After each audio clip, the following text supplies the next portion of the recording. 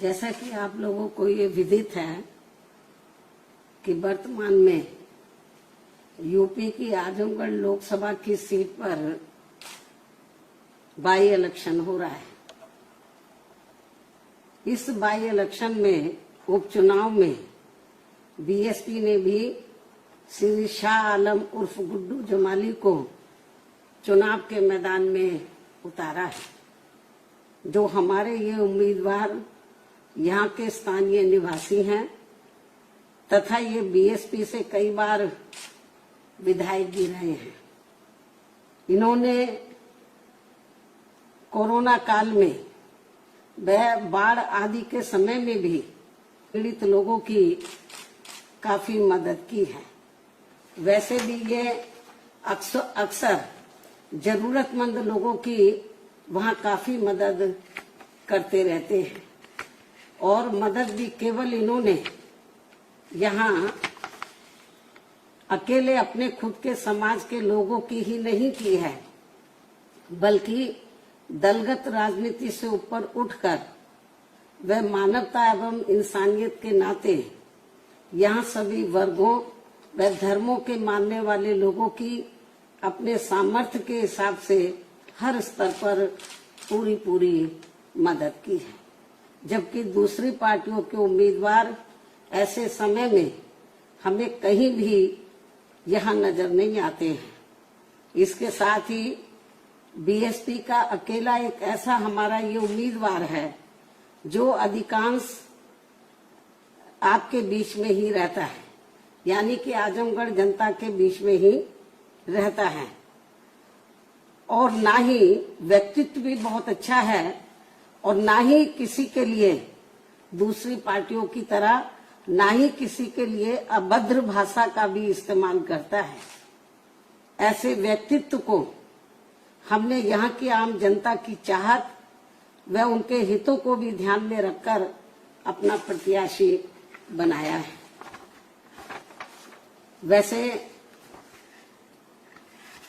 UP विधानसभा आम चुनाव के बाद ये पहला मौका है जब बीएसपी यहाँ ये उपचुनाव लड़ रही है।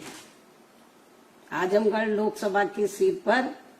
यहाँ ये उपचुनाव लड़ रही है। हालांकि ये उपचुनाव है, किंतु लोगों के लिए यह इस मायने में खास व अति महत्वपूर्ण है कि वे एक तीर से दो निशान करके पहले भाजपा को हराकर उनकी अग्निपथ आदि जैसी जन विरोधी नीतियों व बुलडोजर आदि वाली अहंकारी कार्यशैली का सबक सिखा सकते हैं। मैं इस बात को फिर रिपीट करती हूँ, हालांकि ये उपचुनाव है, किंतु लोगों के लिए यह इस मायने में खास व महत्वपूर्ण है कि वह एक तीर से दो शिकार करके पहले भाजपा को हराकर उसकी अग्निपथ आदि जैसी जन विरोधी नीतियों व बुलडोजर वाली अहंकारी कार्यशैली का सबक सिखा सकते हैं और साथ ही सपा को भी बीजेपी से उसकी अंदरूनी मिली भगत आदि की भी सजा दे सकते हैं, जिससे ये पुनः स्थापित हो जाएगा कि खासकर यूपी में भाजपा को चुनाव में पराजित करने के लिए सपा नहीं बल्कि बीएसपी ही सर्वाधिक शक्तिशाली माध्यम है। हालांकि ये भी जग जाहिर है कि भाजपा व सपा एक ही थैली के चट्टे बट्टे हैं तथा ये दोनों हमेशा एक दूसरे के पूरक ही रहे हैं। साथ ही इन दोनों पार्टियों की नीति व कार्यशैली एक दूसरे को अंदर राजनीतिक तौर पर मदद व मजबूत बनाने की ही रही है, जिसके एक नहीं बल्कि अनेकों उदाहरण लोगों के सामने मौजूद है, जिसका खामियाजा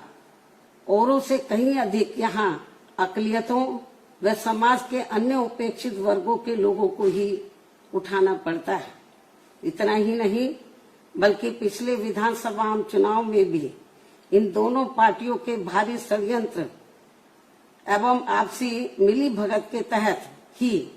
यानी कि इससे पहले जो असेंबली का चुनाव हुआ, ये बाई इलेक्शन से पहले, तो इन दोनों पार्टियों के भारी षड्यंत्र एवं आपसी मिली भगत के तहत ही बीएसपी को बीजेपी की बी टीम बताने व चुनाव को घोर हिंदू मुस्लिम सांप्रदायिक रंग देने का ही नतीजा था कि बीजेपी यहां दोबारा से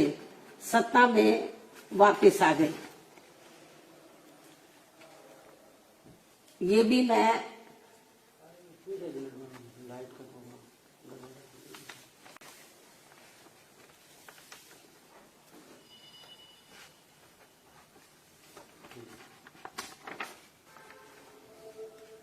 इतना ही नहीं